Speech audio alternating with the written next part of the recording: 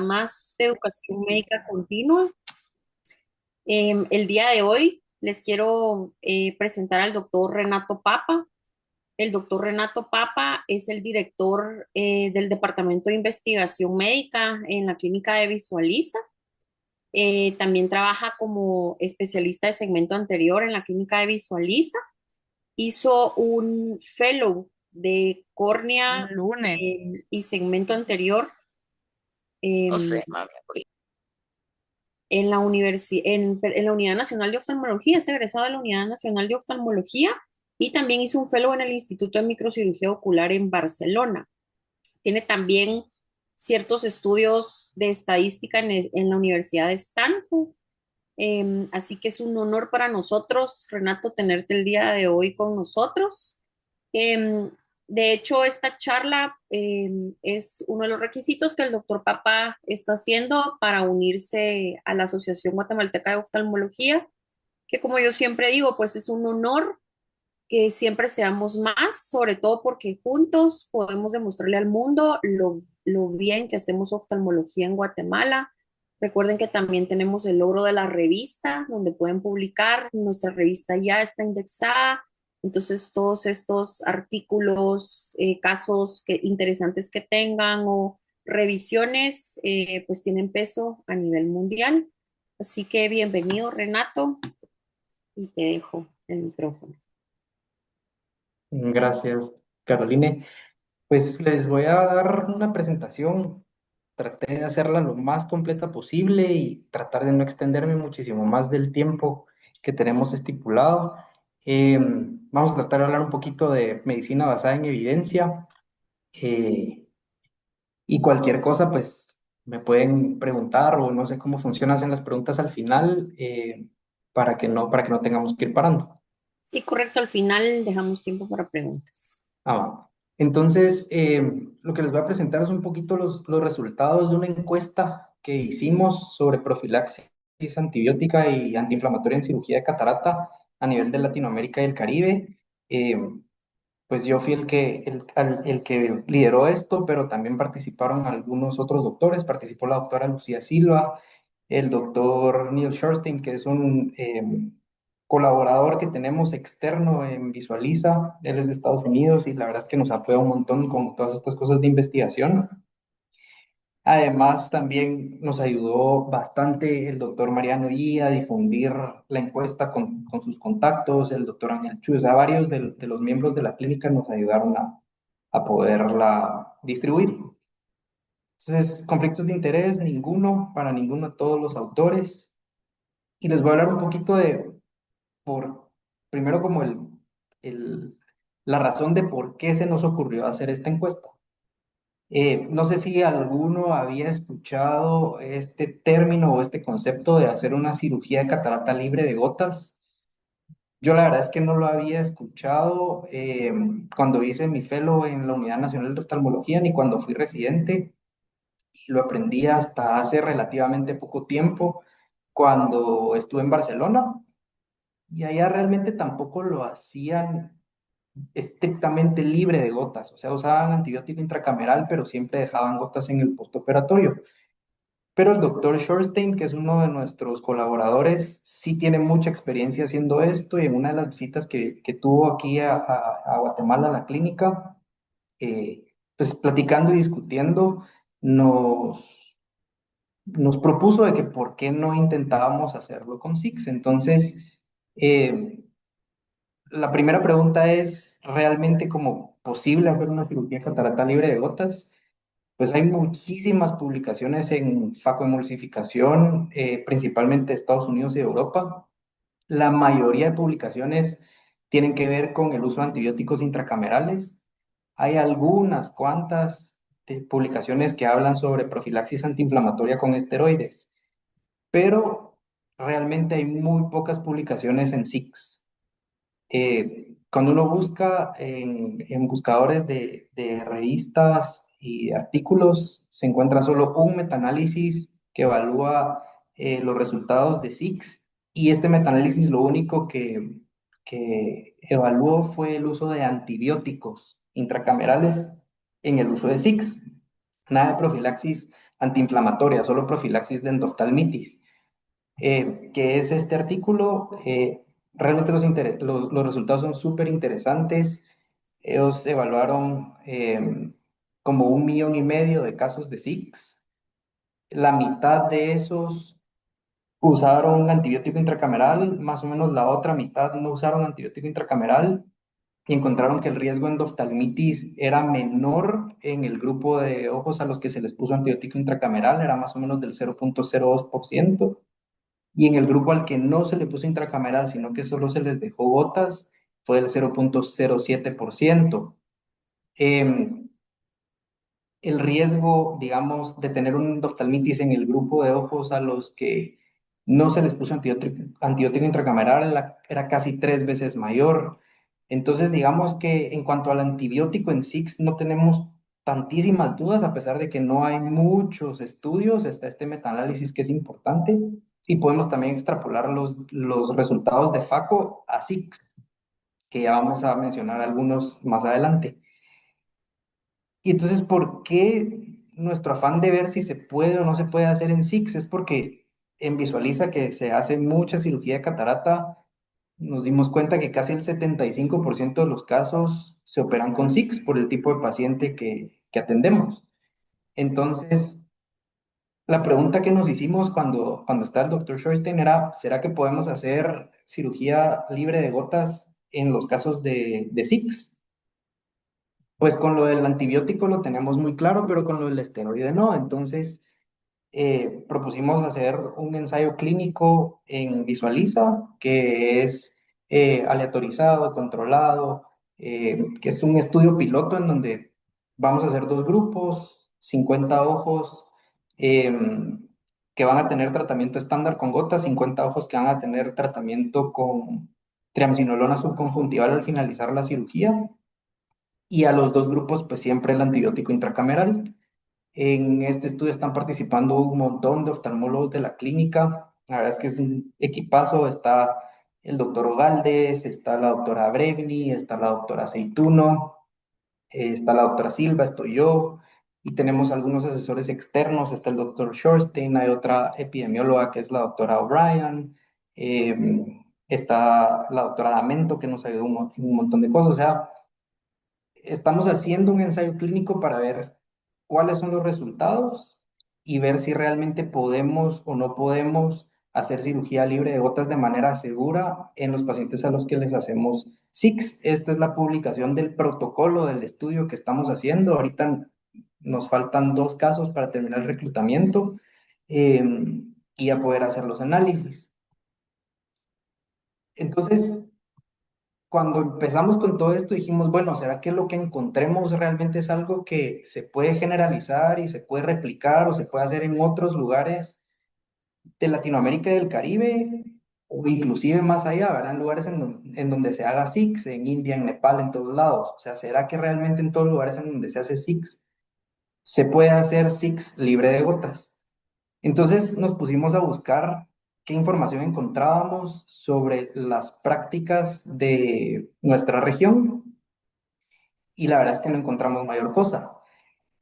Entonces, ¿qué cosas son lo que sí sabemos? ¿Verdad? Vamos a hablar un poquito de la evidencia, de cosas que sí sabemos, para luego ya pasarnos a los resultados de qué fue lo que dijo la encuesta que decidimos hacer para saber qué se hacía en Latinoamérica.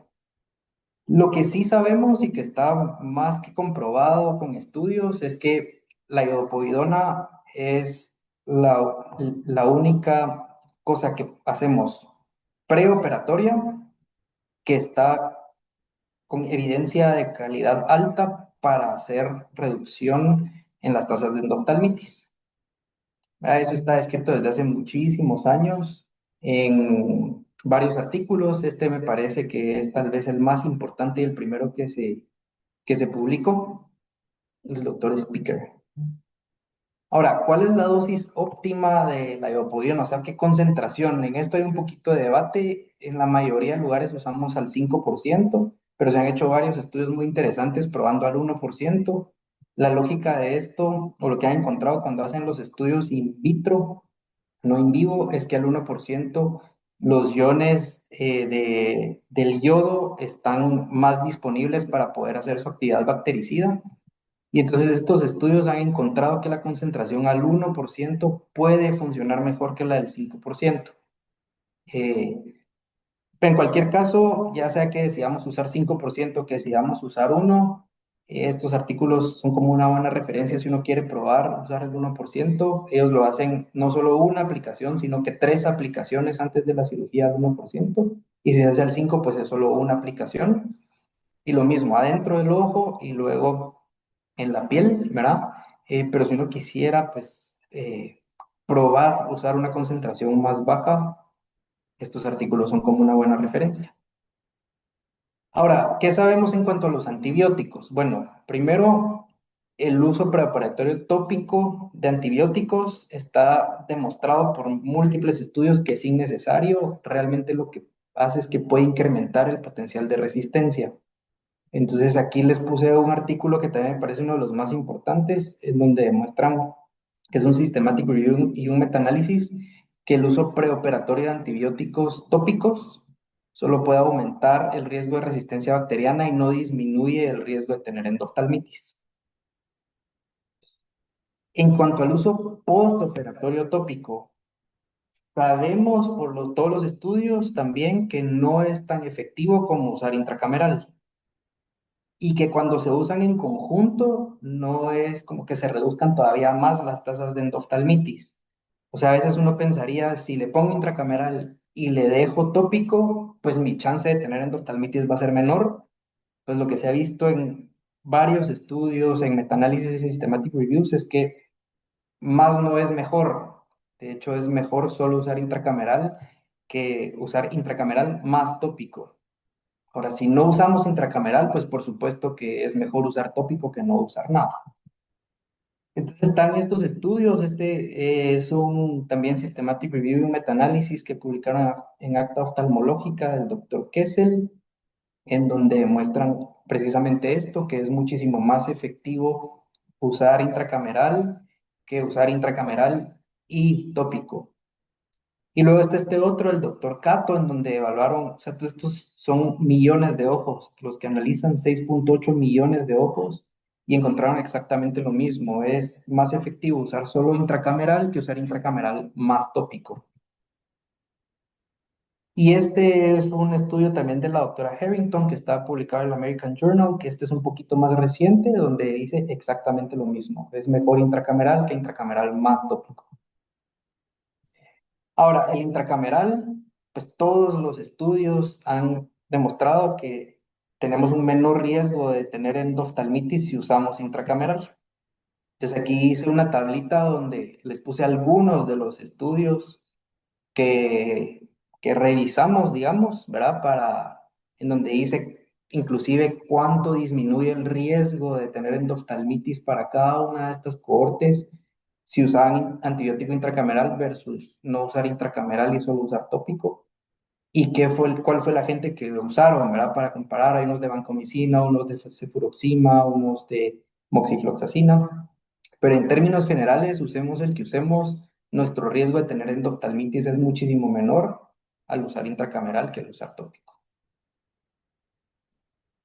Entonces, digamos que la Sociedad Europea hizo un estudio súper importante, que es el primer estudio bien hecho, digamos, que fue multicéntrico, que fue parcialmente enmascarado, que lo hicieron en el 2006, en donde evaluaban el uso de cefuroxima y se dieron cuenta que la disminución en sus tasas de endoftalmitis era impresionante al usar el intracameral, y a partir de ese es que empezó todo el boom de usar intracamerales. Y a partir de ese han habido otros estudios que se han ido haciendo, y no solo con cefluoxima, sino que con otros antibióticos. Por ejemplo, está este otro eh, que les pongo a la par, que es para evaluar la seguridad de la moxifloxacina, del doctor Melega, y pues también encontraron reducciones importantes en las tasas de endoftalmitis. Este es de la India, ¿verdad? Les puse este porque en la India se hace bastante SICS, ¿verdad? Y de hecho la doctora Haripriya es una de las que más cirugías de SICS hace en Aravind. y ellos usan moxifloxacina, que es un poco lo que nosotros tenemos más disponible aquí en Guatemala. Eh, en todos estos que les pongo, las tasas de endoftalmitis bajaron a ser más o menos como el 0,02% o menor. Y antes del uso de intracamerales era aproximadamente como entre el 0,07 y el 0,2 o 0,3, digamos, por ciento. Entonces, otra cosa de las que sabemos es que ¿qué antibiótico intracameral? A veces uno se puede preguntar, ¿será que es mejor la cefuroxima? ¿Será que es mejor la moxifloxacina? ¿O será que es mejor la vancomicina? Pues hay algunos estudios que han comparado las tres. Este tal vez es el más importante de todos, del doctor Bowen. Él lo que encontró es que todas reducen la tasa de endoftalmitis, eh, que la que más lo reduce es la vancomicina, pero la vancomicina está asociada con riesgos de toxicidad, entonces que, digamos, en riesgo-beneficio es la cefuroxima o la moxifloxacina, nos reducen bastante las tasas y son seguras también para el paciente. Entonces yo les diría que cualquiera de estas dos, y de hecho a nivel mundial son las dos que más se usan, precisamente para reducir los riesgos de toxicidad con la vancomicina. Ahora, en cuanto a las esteroides, ¿qué sabemos? Pues con los esteroides sabemos un poquito menos.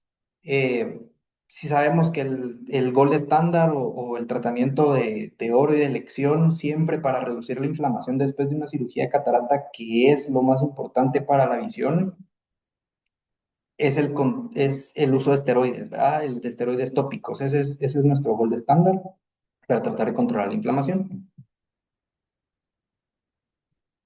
Entonces está este survey que hicieron en línea del doctor Awidi, que es uno de los pocos que hay en donde pues, se evalúan las prácticas de los oftalmólogos en cuanto a terapia antiinflamatoria tópica. Y ellos encontraron pues, que prácticamente el 100% de cirujanos receta esteroides tópicos en el postoperatorio. Por eso es que lo tomamos como el gol estándar. Ahora, esteroides inyectados, hay algunos estudios que se han hecho, inclusive algunos estudios recientes que dicen que puede ser superior el inyectar el esteroide al finalizar la cirugía en lugar de dejarlo en gotas. Pero realmente esto no hay estudios muy grandes hechos, ahorita les voy a enseñar algunos y uno podría tener ahí como todavía la duda o la inquietud de ¿será que realmente funciona mejor inyectar el esteroide que dejarlo en gotitas? Estos son algunos de los estudios que se han hecho de inyección de triamcinolona al terminar la cirugía. Les traje ahí como un listado y pues aquí lo que se evaluaron era cuál era el comparador. La mayoría de veces es prednisolona o dexametasona y evaluaban inflamación y presión como medidas de seguridad y entonces encontraron que el inyectarlos era prácticamente lo mismo e inclusive que las probabilidades de tener picos de hipertensión si se inyectaba en algunos casos era menor que el dejarlo en gotas en los pacientes que eran respondedores de esteroides.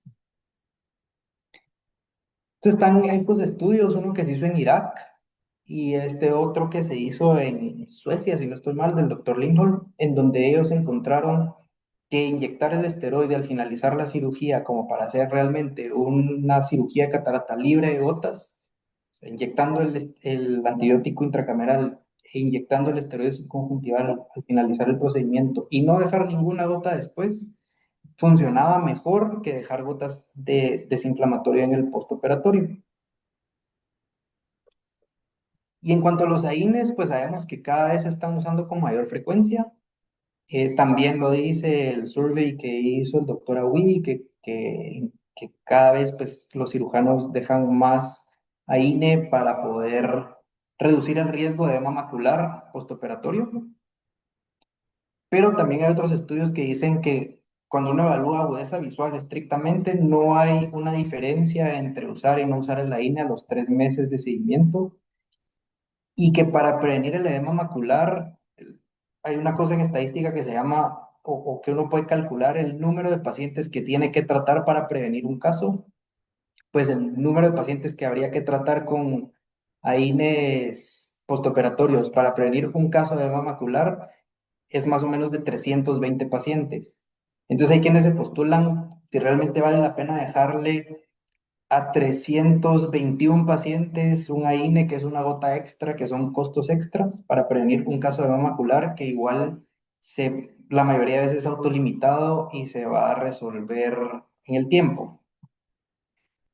Y justo son estos estudios los que mencionan esto, ¿verdad? Esto, que cada vez se están usando más AINES, que no hay una diferencia en obesidad visual los 3 meses. Y el último que fue publicado en la American Journal fue donde hicieron el cálculo de cuántos ojos había que tratar para prevenir un caso. Lo que sí les puedo decir es que todos estos estudios que les estoy mencionando y todos los artículos que estamos poniendo, casi todos son en FACO. Hay muy poquitos en SIX, aparte del que les enseñé casi al principio de la presentación y el de la doctora Haripriya de India, que sí hacen bastante SIX, pero esos casi todos son para antibióticos. Para esteroides hay prácticamente nada. Entonces, vimos qué encuestas habían sobre profilaxis a nivel mundial y encontramos que en el 2007 hicieron una para los miembros de la Sociedad Americana de Cirugía Refractiva de Catarata. Luego volvieron a hacer otro ellos mismos en el 2014 y otro en el 2021. También hay uno de la Sociedad Europea, que este se hizo en el 2014, después de que ellos habían hecho el estudio en el primer estudio, que fue en el 2006, pues en el 2014 vieron cómo habían ido cambiando las prácticas de los oftalmólogos. Y está este de la Sociedad Japonesa de Oftalmología, que ellos fueron evaluando desde hace 20 años cómo iban cambiando sus patrones de tratamiento profiláctico en cirugía de catarata. Pero igual todos estos, los de la sociedad americana, el de la sociedad europea, el de la sociedad japonesa, se enfocan prácticamente en antibióticos y no en esteroides. Y entonces dijimos, bueno, en Latinoamérica y el Caribe, ¿qué datos tenemos? Y bueno, resulta que no teníamos ningún dato de qué es lo que hacemos como en conjunto, qué es lo que hacemos globalmente como oftalmólogos en nuestra región. Entonces, por eso se nos ocurrió hacer esta encuesta. Y la hicimos en enero de este año. Fue una encuesta en línea que era anónima. Se lo pasamos a oftalmólogos en Latinoamérica y el Caribe que estaban en nuestra base de datos de contactos, digamos. Entonces, por eso es que no sé, el doctor Mariano I, el doctor Ángel Chuy, la doctora Lucía Silva, yo, el doctor Colcher, o sea, todos a los que les íbamos mandando les decíamos, ¿y será que se lo puede compartir a sus demás contactos? Hablamos con sociedades, la sociedad de oftalmo de El Salvador, se lo mandamos también a la doctora Shir para poderlo compartir con la sociedad de oftalmo de Guatemala. Era que todos los oftalmólogos que pudiéramos alcanzar a nivel de Latinoamérica que hicieran cirugía de catarata, fueran llenando la encuesta y ellos también la pudieran compartir con sus colegas, ¿verdad? Le habíamos pedido que se respondiera solamente una vez y la encuesta constaba de 36 preguntas, que tenía una cosa que se llama en inglés logical branching, que es que si yo respondo que no a una pregunta, pues me manda de una vez a la siguiente y no me sigue desglosando las que tengo que responder de estas, y si respondo que sí, pues ya me las va desglosando. Y leer, evaluar cuál es cuáles son nuestros patrones de profilaxis preoperatoria, peri o transoperatoria y postoperatoria, tanto para endoftalmitis, o sea, hablando de antibióticos, como inflamación para hablar de pues, mamacular y visión. Entonces ahora sí les voy a contar un poquito de los resultados. Tuvimos 407 respuestas. Aquí está distribuido en este mapa de dónde eran los que respondieron. La mayoría de respuestas fueron de Sudamérica, más o menos el 45% oftalmólogos que respondieron de Sudamérica, 36% de Centroamérica, 10% de México y 9% del Caribe. Dentro de las preguntas que hicimos era o que los oftalmólogos que respondieran nos dijeran más o menos cuántas cirugías hacían por año. Y entonces ahí podemos ver que digamos, ahí está bien representado desde cirujanos que operan mucho hasta cirujanos que operan poco. Entonces hay cirujanos que operan más de 500 casos al año, era como 20%, entre 300 y 500, 15%, entre 100 y 300, 36%, y menos de 100, 30%. Entonces está bastante bien equilibrado, o sea, podemos tener una buena idea de qué es lo que hacemos en toda Latinoamérica y el Caribe y qué es lo que hacen los cirujanos que están en su clínica privada y que operan poquito y los cirujanos que están en un centro de referencia que operan mucho. Bien, está. Entonces, entre nuestros resultados de profilaxis antibiótica, vamos a hablar un poquito de antibióticos. Encontramos que el 44% de los oftalmólogos que respondieron a la encuesta usaban antibiótico tópico preoperatorio. De esos que usaban antibiótico tópico preoperatorio, casi el 60% empezaba el antibiótico 2 o 3 días antes de la cirugía, un 17% un día antes de la cirugía y un 20% el día de la cirugía. Cuando comparamos ese 44% con lo que mencionan en la sociedad americana y en la sociedad japonesa, nos damos cuenta que nosotros estamos, digamos, un poco mejor si vemos las cosas basadas en evidencia, ya que en la sociedad americana, si ven ahí desde el 2007 hasta el 2021, el 88%, 85% y 73% de los cirujanos dejan antibiótico tópico preoperatorio como profilaxis. Ha ido disminuyendo conforme han ido pasando los años, pero igual allá más del 70% de cirujanos lo usan. Y nosotros en Latinoamérica, pues estamos en 44%. Igual en Japón, casi 90% de cirujanos usan antibiótico tópico preoperatorio como profilaxis. Ahora, con el antibiótico tópico postoperatorio, casi el 100% de los cirujanos que respondieron a nuestra encuesta dicen que usan antibiótico tópico postoperatorio. Casi el 70% lo empieza el día de la cirugía y más o menos un 30% lo empieza al día siguiente. Creemos que esto es un poquito si uno por preferencia deja el ojo parchado y quita el parche hasta el otro día, pues al otro día empieza el antibiótico, ¿verdad? Pero lo que sí es cierto es que casi el 100% de cirujanos deja antibiótico tópico postoperatorio como profilaxis. Si lo comparamos con, con la encuesta de la sociedad americana, pues en el 2010, en el 2007, cuando hicieron la primera encuesta, casi el 100% también de los cirujanos usaba antibiótico tópico postoperatorio.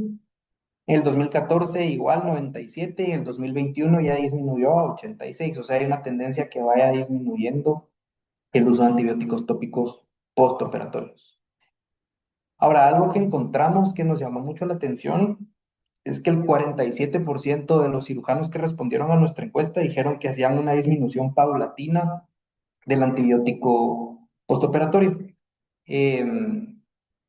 Lo más probable yo creo que es porque usan un antibiótico combinado con esteroide y no usan 2 gotas aparte, entonces van haciéndole disminución paulatina al esteroide y por ende pues también el antibiótico postoperatorio se va disminuyendo de manera paulatina, pero es un número considerablemente alto. Ahora, de los cirujanos que encuestamos, que respondieron a la encuesta, el 51% usaba antibiótico intracameral. En Latinoamérica ven que casi el 95% usaban moxifloxacina y cefuroxima solo el 6%.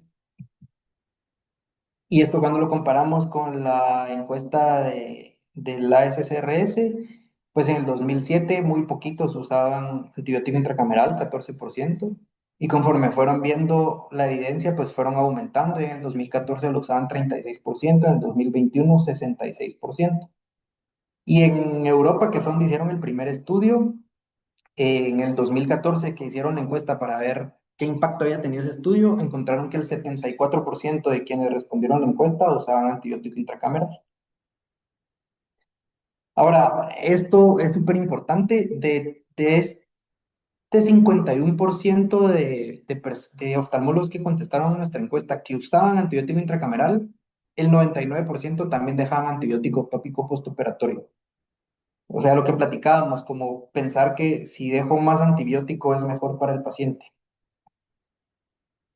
Y dentro del 49% de oftalmólogos que no usan antibiótico intracameral, dentro de las razones que mencionaban para no usarlo, Pues se respondió principalmente que no se usaba o que no lo usaban porque había falta de evidencia que comprobara su eficacia. Eso fue casi más del 60% de los que no usan dijeron que no lo usaban porque no había evidencia que comprobara su beneficio. Eh, un casi 30% dijo que porque había riesgo de contaminación al prepararlos, digamos, al hacer las diluciones, y un 8% dijo que les aumentaba mucho el costo de la cirugía. Entonces, este es un número que alarma un poquito porque con toda la evidencia que hay, pues no deberíamos de estar en un porcentaje tan alto. En la encuesta de Estados Unidos, de los oftalmólogos que no usan intracameral, en el 2007 el 89% decían que no lo usaba porque no hay evidencia, en el 2014 el 65% y en el 2021 ya bajó a un 48%. O sea, siempre hay esa resistencia a adoptar estas nuevas prácticas, ¿verdad? Pero es parte de lo que tenemos que ir haciendo, pues, para tener como mejores resultados. Ahora, en cuanto a nuestros resultados de la inflamación, más del 95% de los oftalmólogos que respondieron a la encuesta mencionaron que usaban un esteroide tópico en el postoperatorio. La mayoría usaba prednisolona y casi un 40% usaba dexametasona. Si comparamos esto con la encuesta del doctor Awidi, que fue pues pasada a todos los que pertenecen a la Sociedad de Córnea en el 2023, ahí encontraron que el 97% de cirujanos usaban esteroide tópico postoperatorio, la mayoría prednisolona, 83%, y dexametasona en un 13%. Y la duración del tratamiento, pues la mayoría de los que respondieron a nuestra encuesta dejan las gotitas de esteroide por 4 semanas, casi 40%, 3 semanas 23%, 2 semanas 27% y una semana 4%. Y al compararlo con los resultados de la encuesta del doctor Awidi, pues en Estados Unidos, en la Sociedad de Córnea, 4 semanas casi 2/3 de la población, de los encuestados, 3 semanas 9%, 2 semanas 7% y una semana 3%. Y esta es otra cosa que nos llamó mucho la atención. Encontramos que el 81% de los cirujanos que respondieron hacían una disminución paulatina del esteroide. Si lo ponemos al revés, quiere decir que casi 20% no hace una disminución gradual del esteroide, sino que lo quita de un solo. Entonces vamos a platicar un poquito de esto más adelante. Ahora, en cuanto al uso de esteroides inyectados transoperatorios, en nuestra encuesta, 22% de los encuestados respondieron que usaban algún tipo de esteroide inyectado transoperatorio, la mayoría de dexametasona, y que es un esteroide de acción rápida, digamos, y un 27% triamcinolona, que es considerado de acción prolongada. Cuando lo comparamos con esa encuesta, en el 2023 en Estados Unidos, más o menos 32% de los cirujanos usan algún esteroide de depósito al finalizar su cirugía. La diferencia en ellos es que mayormente usan triamcinolona que dexametasona, precisamente porque dura más tiempo el efecto. Ahora, de este 22% que usa esteroide al finalizar la cirugía, el 96% también prescriben esteroide tópico postoperatorio. Yo creo que esto es un poco porque no se sabe exactamente bien cuál es la dosis que nos puede funcionar para ya no dejar gotas de esteroide. Y aquí sí creo que todos estamos de acuerdo que mientras más desinflamemos el ojo, mejor. Entonces, mientras más esteroide pongamos, mejor. O sea, el inyectado y además gotas. En la encuesta de la Sociedad de Córnea, casi el 60% hacía esto. Si se dan cuenta, aquí sí hay una diferencia, una brecha grande. En Estados Unidos sí hacen un poco más el drug free completo, ¿verdad? Casi 40% de los cirujanos hacen un drug free como tal. Ponen antibiótico, ponen esteroide de depósito al finalizar la cirugía y ya no dejan gotas después.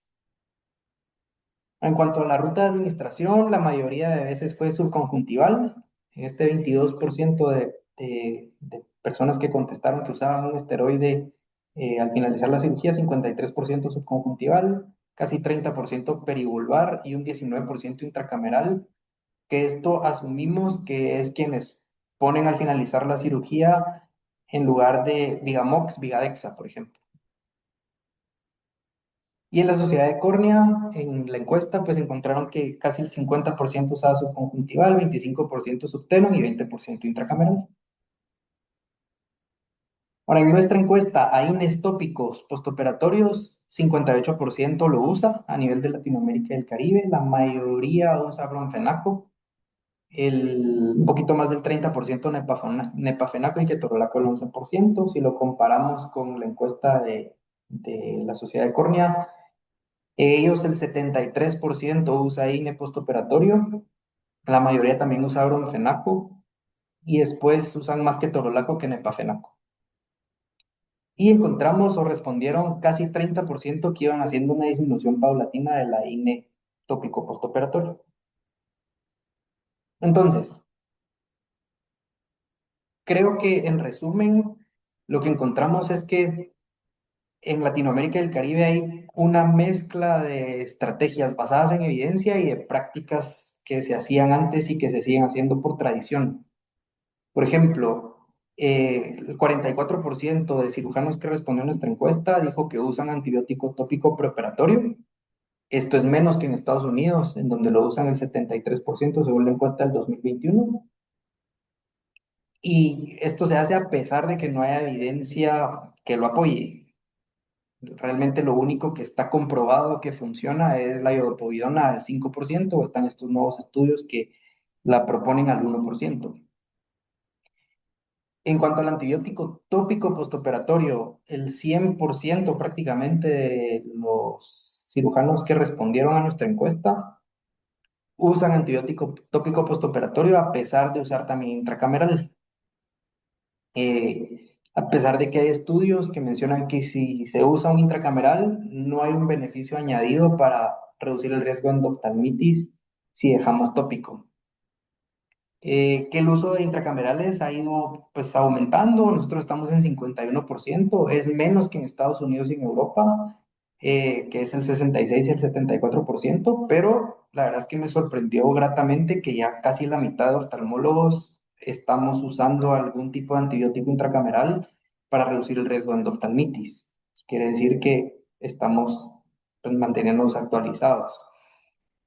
En cuanto a las razones para no usar antibiótico intracameral, pues esto realmente lo que evidencia es que hay una brecha importante en el conocimiento, eh, pues de todos los estudios que apoyan su uso, que demuestran la reducción importante en el riesgo de la tasa de endoftalmitis y que hay como campo para poder mejorar, ¿verdad?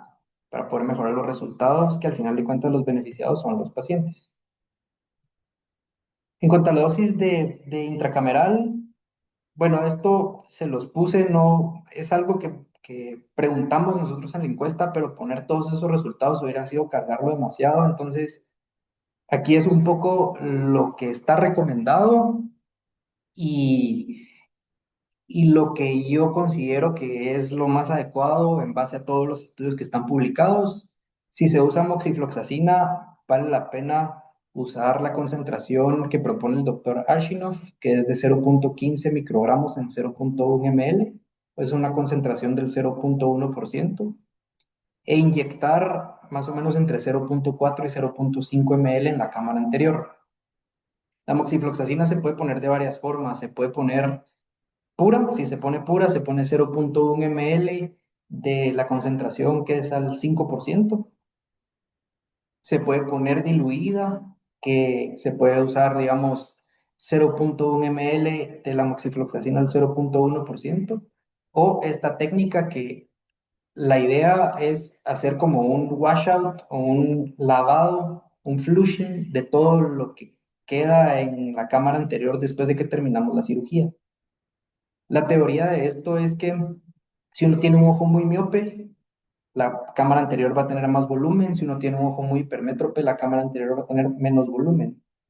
Si le pongo la moxifloxacina pura, pues en el ojo miope me va a quedar un poco menos diluida que en el ojo hipermétrope. Si les pongo la moxifloxacina diluida, pero solo les pongo 0.1 ml, pues la concentración va a ser muy bajita en los dos ojos. Pero si hago un flushing de todo el humor acuoso, BSS y lo que queda en la cámara anterior, me voy a asegurar de que la concentración de moxifloxacina que va a estar en la cámara anterior es la de 0,15 microgramos en 0,1 ml, y eso pues nos va a disminuir más el riesgo de poder tener endoftalmitis. Y de cefuroxima, pues esa no hay como mucho para dónde pensarlo. La concentración es de 1 miligramo en 0,1 ml o 1%. El uso de esteroides tópicos postoperatorios se usó en el 96% de los encuestados, a pesar de que usaban esteroides subconjuntival. Y entonces aquí tenemos como una oportunidad de evaluar la nueva evidencia, ver si es mejor solo el esteroide inyectado, como mencionan esos estudios que les enseñé previamente, o si no, y realmente esperar un poco más estudios como el que estamos haciendo nosotros en la clínica para ver si hay una diferencia o no hay una diferencia entre grupos, entre usar gotas y no usar gotas. El uso de AINES en los oftalmólogos que respondieron a nuestra encuesta fue el 58%. Está descrito que hay menos riesgo de edema macular cuando se usa un AINE además del esteroide, pero es importante tomar en cuenta el costo y lo que les mencionaba, el número de pacientes que necesitamos tratar para prevenir un caso de edema macular. Entonces, siempre hablando de esta como mezcla de estrategias basadas en evidencia y prácticas tradicionales, lo que vimos en la encuesta que hicimos es que pues hay una disminución paulatina de antibióticos en el 47% de los oftalmólogos que respondieron. Y si vamos reduciendo el antibiótico de manera progresiva, pues solo aumentamos el riesgo de resistencia. El antibiótico se debería de usar una semana o 2 semanas o 3 semanas o lo que quieran, pero se usa y se deja de usar de una vez, no se le va haciendo un tapering. eh, que hubo un porcentaje considerable de oftalmólogos que respondieron que no hacen una disminución paulatina del esteroide, que es casi un 20%, y esto pues solo nos aumenta el riesgo de inflamación de rebote y de iritis. Entonces, el esteroide sí hay que irlo disminuyendo paulatinamente, el antibiótico no. Y con los AINES, casi el 30% dijo también que lo van disminuyendo paulatinamente. Y esto realmente no hay ninguna evidencia que diga que es necesario ir quitando el AINE poco a poco, ¿verdad? Debería de ser más o menos como el antibiótico. Lo usamos por 3 semanas, 4 semanas y se quita de una vez. Entonces, dentro de las conclusiones a las que llegamos después de que hicimos esta encuesta, es que realmente tenemos resultados bastante similares a los que hay en Estados Unidos, principalmente en temas de profilaxis de endoftalmitis, en temas de antibióticos. En esteroides hay un poquito más de diferencias, digamos, pero tampoco es tanta.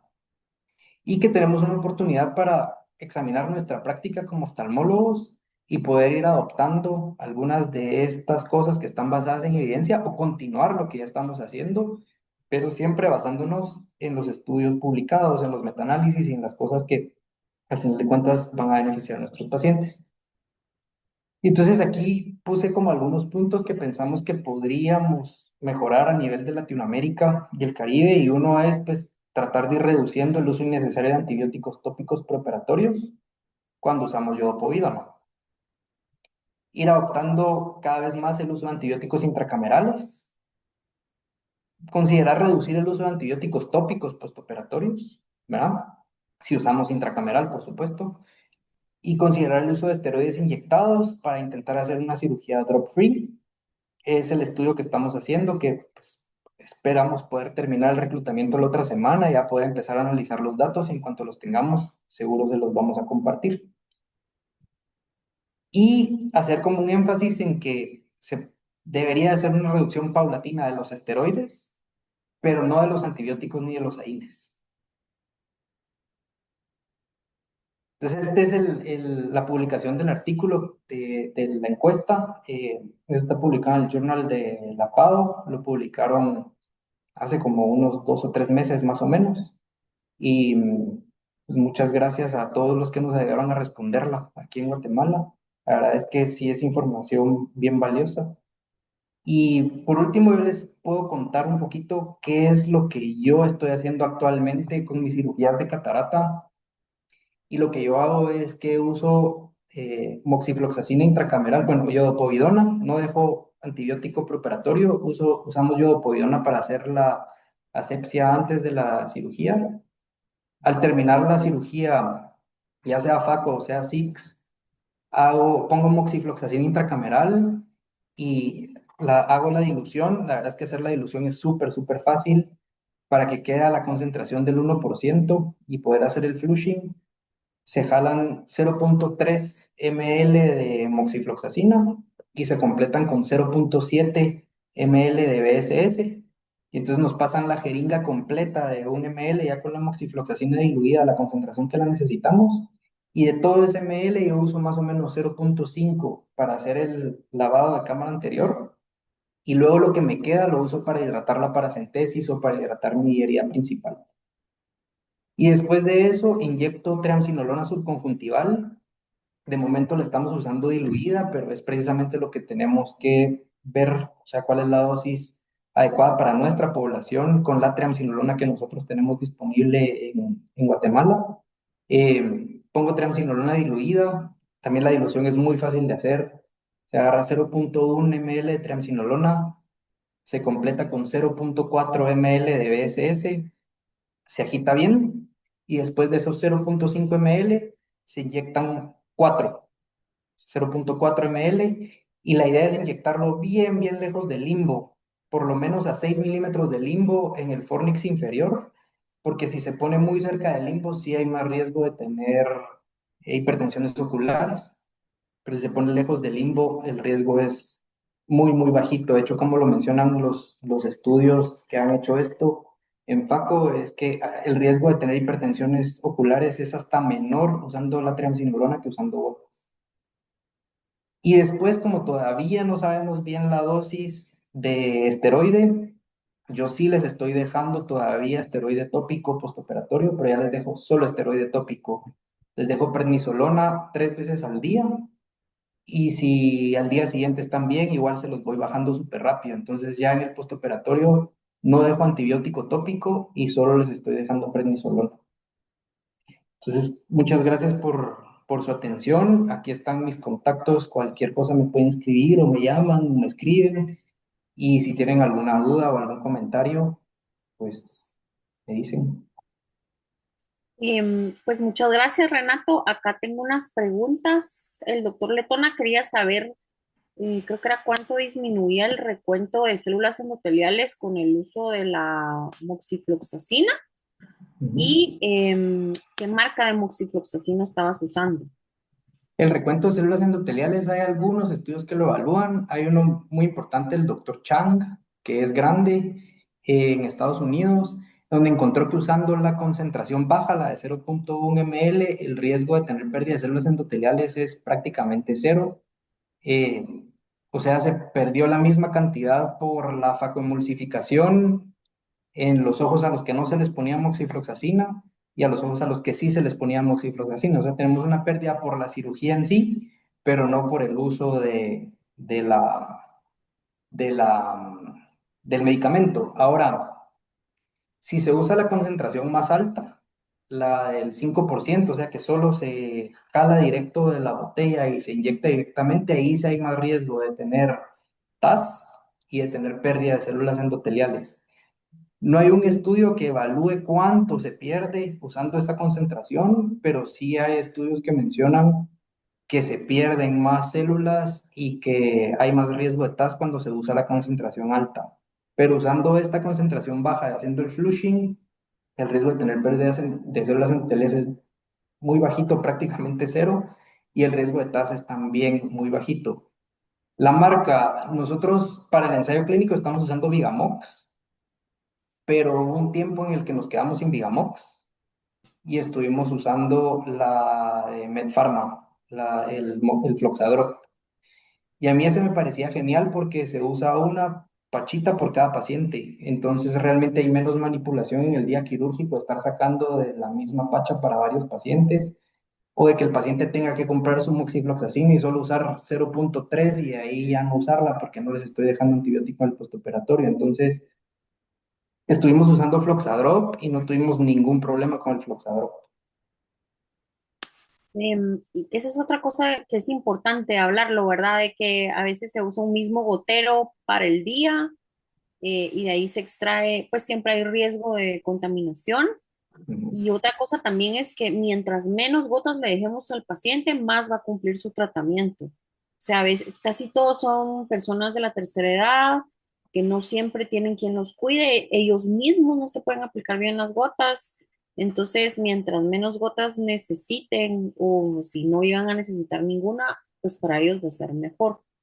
El Sí, doctor de Chinchilla hecho, también tiene una pregunta, dice, ¿cuántos casos de endoftalmitis has tenido en tu experiencia de cirugía de catarata y qué manejo les diste? no. Solo antes de responder esta pregunta, lo que mencionabas, eso es súper importante. Hay un estudio bien bonito que hizo una doctora en Estados Unidos en donde evaluó qué tan bien se podían poner las gotas los pacientes y encontró que más del 90% de pacientes no se pueden poner bien las gotas. ¿En serio? O se topan el gotero, o la gota les cae por donde no es, o se confunden, ¿verdad? Y más para los pacientes que son de la tercera edad, y más para los pacientes que son de afuera y que no tienen muchos estudios, es súper complicado si les dejamos una gota de antibiótico, una gota de esteroide, una gota de AINE, y ahí que el esteroide lo tienen que ir bajando y que estos otros dos no. Entonces al final no solo es el gasto, sino que son un montón de gotas que se tienen que estar poniendo y que es más fácil que se confundan. Entonces, precisamente nuestra idea de tratar de hacer algo libre de gotas en SIX es tratar de facilitar ese postoperatorio para los pacientes, reducir el riesgo de endofta, reducir el riesgo de inflamación y disminuir costos, porque al final no tienen que estar comprando las gotas, ¿verdad? A la pregunta del doctor Chinchilla, ¿cuántos casos de endoftalmitis he tenido yo en mi experiencia de cirugía de catarata? Eh, Recuerdo que tuve uno cuando era fellow y no volví a tener ningún otro más, gracias a Dios. Pero para respondérselo un poquito mejor, también con medicina basada en la evidencia, en Visualiza yo estoy encargado de estar revisando, no solo de hacer todos estos estudios, sino que estar revisando nuestros procesos internos, digamos, y poderle dar a la doctora Lucía Silva, que es nuestra directora médica, enseñarle cómo nos está yendo en tal procedimiento, compararlo cómo estamos con lo que se menciona a nivel mundial. Y acabo de terminar hace más o menos 2 meses justo de revisar todos los casos de cómo se manejaron todas las endoftalmitis que se atendieron en la clínica. Había hecho una primera revisión que era del 2017 al 2019 y luego esta otra revisión es casos de endoftalmitis del 2020 al 2024. Del 2020 al 2024 en Visualiza se atendieron 50 casos de endoftalmitis y esos 50 casos de endoftalmitis, ninguno era secundaria a cirugía de catarata hecha en Visualiza. O sea que desde que empezamos a usar el antibiótico intracameral, que fue justo en el 2020 cuando vino el doctor Shorstein, no hemos tenido, gracias a Dios, ningún caso de endoftalmitis. Creo que apareció uno ahorita hace poquito, pero fue justo después de que yo terminé de hacer esta revisión.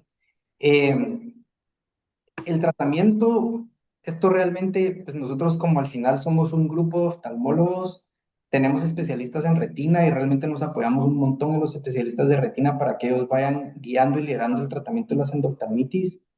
Eh, Dependiendo un poco de cómo esté la córnea, ¿verdad? Si la córnea lo permite, tratan de hacer vitrecto temprana, o sea, lo más rápido que puedan, ¿verdad?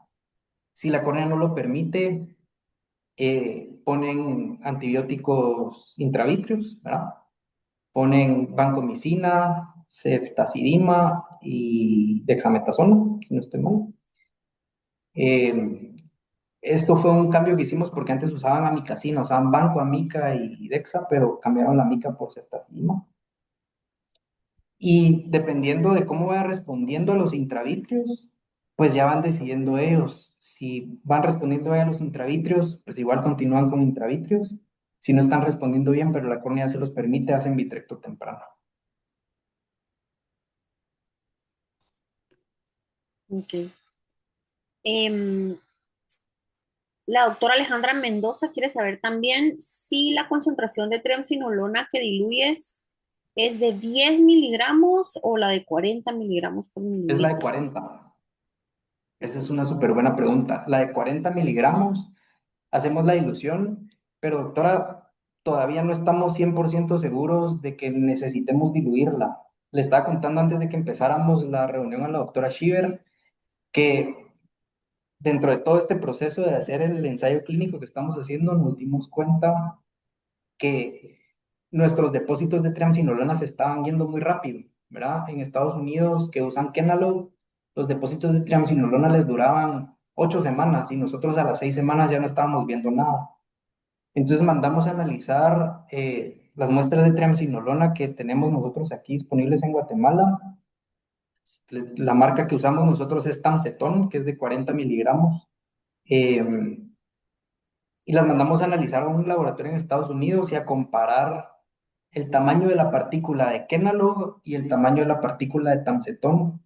Y nos dimos cuenta que el Kenalog es mucho más grande. O sea, la partícula de Kenalog mide más o menos como 40 micras y la de Tamcetón mide más o menos como entre 5 y 8 micras.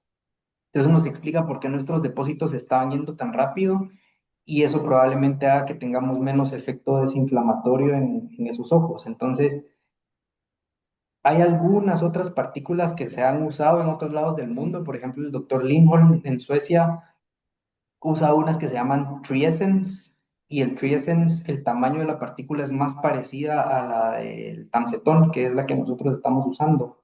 Y de hecho el doctor Lindholm en Suecia puso una dosis de 20 miligramos de triamcinolona subconjuntival y no tuvo efectos secundarios de aumentos de la presión y tuvo los mismos efectos de desinflamación. Entonces tuvimos que hacer un montón de enmiendas y cosas al protocolo para decidir o para explicarle al Comité de Ética y al Ministerio de Salud que íbamos a cambiar la dosis de esteroide que estábamos inyectando por todas esas razones. Entonces, una parte de los pacientes, digamos, la primera mitad se hizo con la diluida y la segunda mitad la hicimos con esta dosis un poquito más alta. Y entonces, cuando ya tengamos los resultados de saber seguridad y eficacia, pues ya se los podemos compartir para decirle cuál sería la dosis ideal. Por eso es que yo, de momento, sigo usando la dosis diluida, pero les dejo siempre las gotas.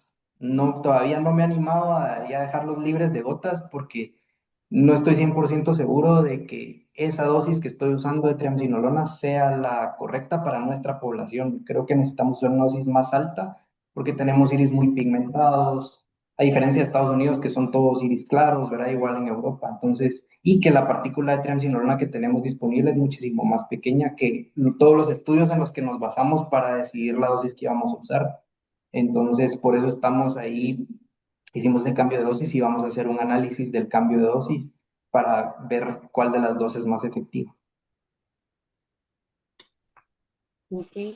El doctor Letona también pregunta si recomendarías alguna terapéutica distinta en pacientes con enfermedad renal crónica en fase terminal que aún no está con diálisis y en aquellos que están con hemodiálisis o diálisis peritoneal o si has tenido alguna experiencia. En cuanto a la dosis de antibiótico intracameral, no, yo dejaría la misma. No, no cambiaría, o sea, mi dosis de antibiótico intracameral porque el paciente tenga enfermedad renal, realmente la dosis que se usa es muy bajita y el ojito pues va a estar ahí. De hecho, al día siguiente todavía se puede ver, la moxifloxacina tiene una peculiaridad que es fluorescente. Entonces, si uno usa una luz azul, va a ver que la moxifloxacina se brilla como cuando hacemos la fluoresceína con el filtro de cobalto, de luz azul de cobalto. Entonces, si uno, digamos, agarra una moxifloxacina de estas que vienen en monodosis del floxadrop y le pone una luz azul, va a ver que se mira verde. Pues entonces podemos hacerlo para ir monitoreando cuánto dura la moxifloxacina dentro del ojito del paciente y al día siguiente se mira, pero ya si lo vemos a las 48 horas ya no está. Realmente lo que necesitamos es una dosis como un bombazo adentro de la cámara anterior para que no vaya a haber ahí ninguna bacteria y no vayamos a tener endoftalmitis en los primeros días. Ya después de eso las heridas están cerradas y selladas y no tendría por qué meterse nada dentro del ojito. Entonces yo considero que no hace falta disminuir la dosis de moxifloxacina, ya es una dosis diluida, bajita, que es más que suficiente para eliminar, pues, para alcanzar concentraciones inhibitorias mínimas en cámara anterior, pero no es que vaya a tener una gran absorción sistémica el medicamento por estar ahí en cámara anterior. De hecho, me preocuparía todavía un poquito más dejarle la gota de antibiótico durante un mes, ¿verdad? Que se va a ir por el conducto lagrimal hacia la garganta y ahí sí puede tener un poquito más de absorción sistémica, pero con el intracameral yo no cambiaría nada. Ok. El doctor Julio López también quiere saber que si entre los artículos que has estudiado encontraste alguno sobre el uso de antibiótico y dexametasona intracameral. Buena Entonces, pregunta. ajá, él indica que personalmente usa la marca de moxifloxacina Vigadex disponible en Ujú. nuestro medio desde hace 5 años con adecuada respuesta. Sí, esa es una súper buena pregunta. Yo también me la hice. No he encontrado ni un solo artículo que lo mencione. Mentira, encontré uno. Sí, encontré uno que lo menciona. Pero de hecho yo sabía que el doctor Falla lo usa mucho desde hace muchos años. Entonces le pregunté al doctor Falla si él sabía de algún otro artículo que lo mencionara. Y él me dijo, mira, no. Yo lo hago porque a mí me lo dijo un amigo que lo hacía y la verdad es que me ha funcionado súper bien y no he tenido ningún problema y por eso es que lo sigo haciendo. Pero, digamos así, estudios grandes que se han hecho, que lo evalúen, no he encontrado ninguno, solo hay un estudio que lo menciona, que por ahí lo tengo guardado en mis carpetas y seguro se lo puedo compartir. Yo, de hecho, también utilizo Vigadexa intracameral en todas mis cirugías, puro, no lo diluyo, y lo uso también de forma anecdótica, o sea, realmente el doctor Falla fue también quien me indicó que él usaba. Averiguó un poquito, nunca encontré ningún estudio, solo como anécdotas. En una laxa, eh, que, que de hecho el doctor Falla también estaba ahí, el doctor Alberto Chacón, que fue quien le dijo al doctor Falla que él lo usaba, pues él opera muchísimos pacientes en Colombia, y también lo mencionó el doctor Virgilio Centurión, y creo que en una revista de Alaxa, el doctor Scaff también lo mencionaba, la dosis que él utilizaba, pero son solo como entrevistas que les han hecho, o sea, no pude encontrar ningún estudio científico. Pero pues sí me di cuenta que a nivel de Sudamérica es como una práctica ampliamente utilizada, Vigadexa Y, intracameral, y yo por el momento tampoco he tenido ningún efecto adverso. Más bien me ha ido muy bien. a ver, yo creo que si lo pensamos lógicamente, yo más me basaría como en la dosis de moxifloxacina, ¿verdad? O sea, hacer la dilución en base a la dosis de moxifloxacina. Y la dexa realmente no importa. O sea, si ponemos dexametasona adentro del vitrio, podemos poner dexametasona en cámara anterior, digamos, no hay mayor problema con la dexa. Lo que a mí me genera un poquito de duda con el Vigadexa son los excipientes que pueda tener, ¿verdad? Porque sí seguro tiene que tener algún excipiente diferente al Vigamox para poder tener la combinación de Moxi con Dexa y que los excipientes nunca los conocemos. En cambio, el Vigamox es moxifloxacina pura, pero realmente muchos lo usan y nadie ha reportado como mayores problemas. De hecho, pues el tener ese esteroide de alta potencia ahí en cámara anterior nos puede dar a que el paciente esté menos inflamado, pero digamos que si se usa esteroide subconjuntival, tampoco veo la necesidad de poner esteroide en cámara anterior y esteroide subconjuntival, ¿no? ¿Qué es Y lo en que mi yo lo estoy haciendo? personal no, sí, solo uso el intracameral y ya, ¿verdad? No, no le dejo, no le aplico subconjuntival. Em, Aquí también preguntan, dice, tomando en cuenta el color del iris, ¿qué estudios has visto en India de cirugías libres de gotas? En India, cirugía libre de gotas no hay. Justo la doctora Haripriya es muy conocida al doctor Shorstein y él le preguntó, y ellos están haciendo ahorita un ensayo clínico también libre de gotas, pero tenían el mismo problema con la dosis de triamcinolona. Entonces, yo creo que al final de cuentas vamos a terminar compartiendo un poco los resultados de ellos con nuestros resultados, porque casi lo vamos a terminar al mismo tiempo para ver qué funciona mejor, pero cirugía 100% libre de gotas en la India, publicado hasta el momento no hay nada. Sabemos que la doctora Harry Priya está haciendo uno en Arabin porque el doctor Shorstein le preguntó, ella le comentó que qué dosis habían usado de primero y que no les había funcionado tan bien, entonces qué dosis estaban usando ahorita. Precisamente cuando nosotros tuvimos esta duda de qué dosis era la mejor para usar en nuestros pacientes. Pero publicado no hay ninguno libre de gotas de momento. O sea, hay Ok, muchos de antibiótico, principalmente moxifloxacina, pero de esteroides no hay publicados. ok. El doctor Letona también hace el comentario de que él regresando a los pacientes renales, de que él lo que ha observado es que se inflaman más que lo normal, que ha tenido endoftalmitis estéril en algunos casos que responden con esteroides y que lo preguntaba también porque el paciente tiene un catéter y que puede tener un mayor riesgo de endoftalmitis sistémica. Sí, seguro. Pero yo de hecho, pero por eso, doctor, seguramente yo me inclinaría muchísimo más por ponerle intracameral para Ujú, reducir más el riesgo de endofta. Y con la dosis de esteroide, bueno, eso, digamos, si le pongo la dosis de esteroide subconjuntival y al día siguiente veo que está muy inflamado, pues le dejo las gotas más seguido. Ujú. No es que le vuelva a inyectar esteroides, sino que le dejo las gotitas de prednisolona en lugar de 3 veces al día, pues dependiendo de la inflamación, cada 2 horas o cada 3 horas, y ahí se las voy bajando poco a poco. ujú. Bueno, el doctor Julio López dice que la dosis que él usa de Viadex es de 0,1 ml Directo. directo. Ujú. El doctor Sidney Morales quiere saber si has tenido algún caso de descoloración de iris con el uso de moxifloxacina intracameral. De momento no. De momento no, con esa dosis baja, ¿verdad? Con esa dosis diluida de 0,15 microgramos en 0,1 ml y haciendo ese flushing. No, no hemos tenido ningún problema ni de TAS, ni de descoloración del iris, ni de ninguna de estas cosas usando esa dosis. Ujú. No sé si alguien más tiene alguna otra pregunta o quisiera hacer algún comentario o compartir su experiencia.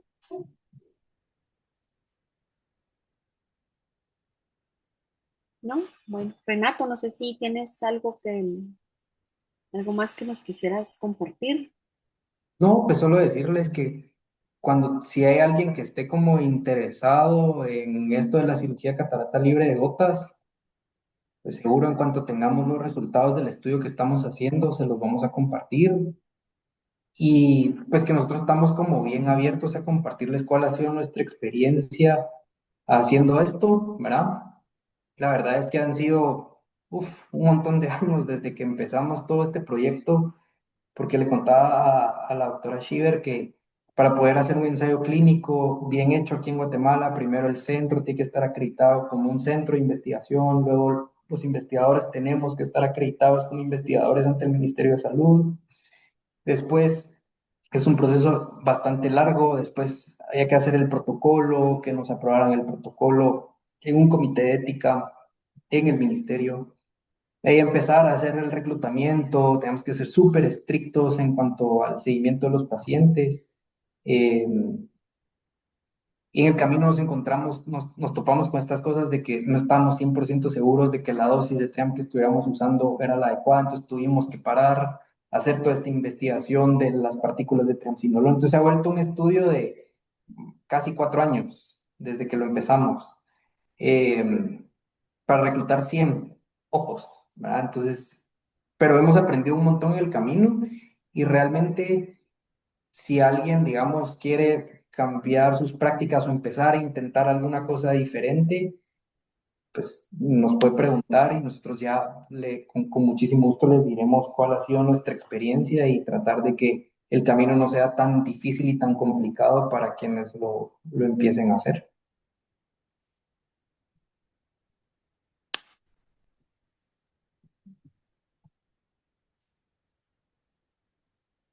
Pues muchas gracias, Renato, y con mayor razón, qué gusto tenerte de nuevo, más bien tenerte ahora como miembro de la Asociación Guatemalteca de Oftalmología. Y recuerden que juntos podemos más, somos un grupo, debemos de ser siempre un grupo unido, que nos apoyamos entre nosotros. Siempre que tengan alguna inquietud o pregunta, pues el chat está abierto a través de Lidia, para que puedan hacernos sus dudas o comentarios o cualquier problema de algún caso que tengan. Gracias a todos y feliz noche. Gracias, Renato. Gracias, buenas noches. Adiós.